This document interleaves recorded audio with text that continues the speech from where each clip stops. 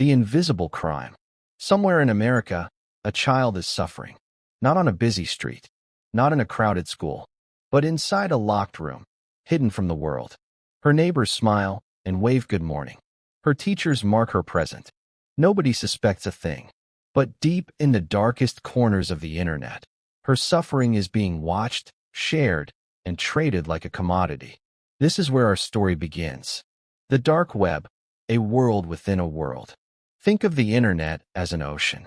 Most of us swim on the surface, Google, YouTube, social media. But beneath the waves lies something few people ever see. The dark web. It is not science fiction. It is not a movie plot. It is a real, hidden layer of the internet, accessible only through special software that wraps your identity in layers of anonymity, like a ghost wearing a mask wearing another mask.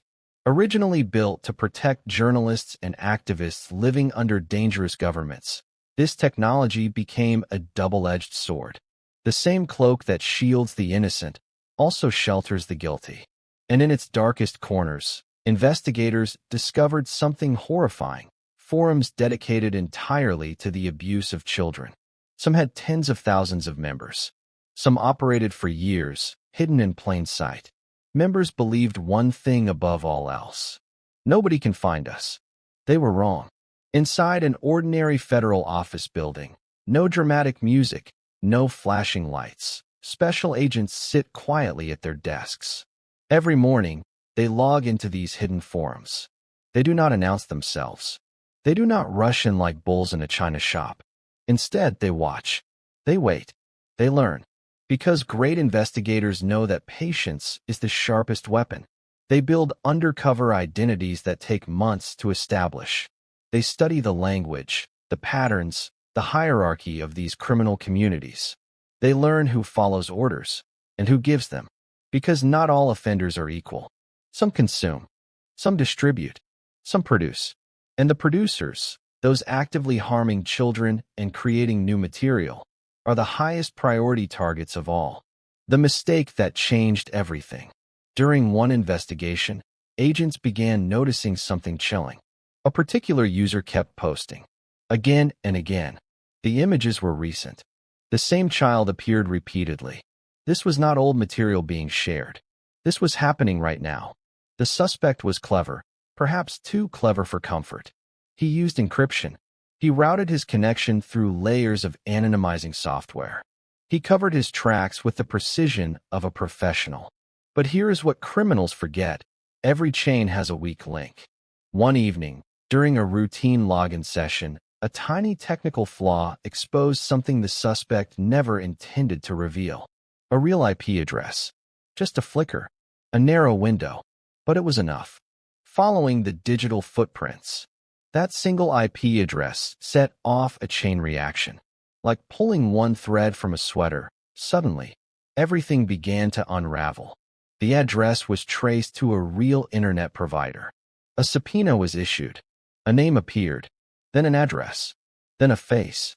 Meanwhile, a separate team of forensic specialists worked tirelessly on the images themselves, not to sensationalize them, but to decode them. A partial logo on a shirt. A style of electrical outlet unique to one region. A sliver of mail on a desk. The angle of sunlight through a curtain. Each tiny clue was cataloged like puzzle pieces. And slowly, painfully slowly, a picture emerged. Not just of a crime, but of a location. The door. When the search warrant was finally signed, there was no time to waste. Digital evidence can vanish in seconds. A click, an encryption key, a remote wipe. Agents knew that hesitation could cost everything. They moved swiftly, simultaneously. Several agents entered the property at once. Laptops seized, phones seized, hard drives seized. And then, in a moment that agents never forget, a child was found inside the home. Alive. She was removed from the environment immediately. The suspect was arrested. The ripple effect. The story did not end at that front door. When forensic teams examined the seized devices, they found thousands of files. Hidden, encrypted, deeply buried. But nothing stays buried forever. Recovered chat logs revealed connections, to multiple hidden forums. The suspect had not only consumed illegal material, he had distributed it, interacted with administrators, and encouraged others. Arresting one offender had opened a door to an entire criminal network. And behind that door, more investigations, more arrests, more rescues. In this world, one domino can knock down thousands. Justice, and what comes after. In court, prosecutors presented the digital evidence piece by piece. Forensic experts explained the IP capture, the device links, the timestamps, all aligned perfectly, like clockwork. The suspect was convicted, sentenced to a lengthy federal prison term. But for the child at the center of this story, conviction was only the beginning of a long road. Victims of these crimes carry wounds that no prison sentence can fully heal. Advocacy organizations step in, offering counseling, medical support, and something perhaps more powerful than anything else: someone who refuses to look away. The myth is broken. For 7 years, journalist Sam Pirani followed these investigators into the digital darkness. What he found was not glamour, not glory. He found endurance. Agents who return to their desks every morning knowing what they will encounter, who build cases that take years, who celebrate rescues while knowing that for every network dismantled, another is attempting to rise.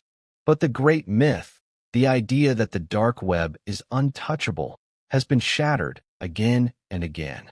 Because humans make mistakes. Servers have weaknesses. And somewhere, right now, a patient investigator is watching. Not a hacker, not a hero from a movie, just a methodical, dedicated professional, building a case, one digital footprint at a time. Behind every file is a child. Behind every username is a real person. And behind every rescue is years of quiet, invisible work. The darkest web is not built from technology. It is built from human choices. And so is the courage to fight back. The wheels of justice grind slowly, but they grind exceedingly fine. Advice to parents: protecting children from hidden dangers. Abuse often happens quietly, behind closed doors, and sometimes even through screens. Here is clear, practical advice parents can follow. 1. Build open communication. Create a home where your child feels safe talking about anything, without fear or shame. Regularly ask about their day, their online activity, and the people they interact with. 2. Monitor digital activity wisely. Know what apps, games, and platforms your child uses. Use parental controls. Keep devices in shared spaces when possible, and teach them never to share personal information, photos, or secrets online. 3. Teach body safety early. Explain the difference between safe and unsafe touch. Make sure they understand that no adult should ask them to keep secrets about touching or private photos. 4. Watch for warning signs. Sudden behavior changes, withdrawal, fear of a specific person, secretive online behavior, or unexplained gifts can be red flags. 5. Know the adults around your child. Be aware of who spends time with your child, in person and online. Trust your instincts if something feels wrong. Act immediately. If you suspect abuse, report it to local authorities or a child protection hotline immediately. Quick action can save a child. Most importantly, stay involved, stay aware, and stay connected.